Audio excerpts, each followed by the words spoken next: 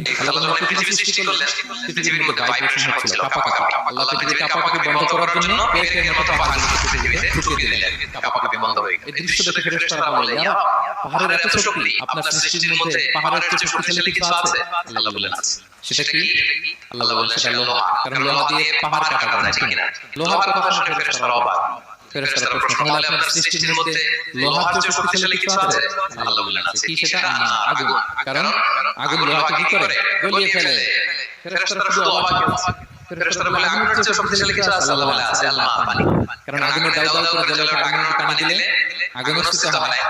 ফেরেশতারা শুধু অবাক হচ্ছে। তারা বলে, পানির চেয়ে শক্তিশালী কিছু আছে? আল্লাহ বলেন আছে, বাতাস। কারণ বাতাস পানিকে একদিক থেকে আরেক দিকে নিয়ে যায়। জলের মধ্যে বায়ুর উচ্ছ্বাস লাগলে জলোচ্ছ্বাস তৈরি হয়, ঠিক কি না? ফেরেশতারা আবার অবাক হয়ে গেল, তাহলে বাতাসের চেয়ে শক্তিশালী কিছু আছে? আল্লাহ বলেন আছে। সেটা কি? বলছে বনি আদম। ওই মানুষ শক্তিশালী যে গোপনে ধ্যান করে।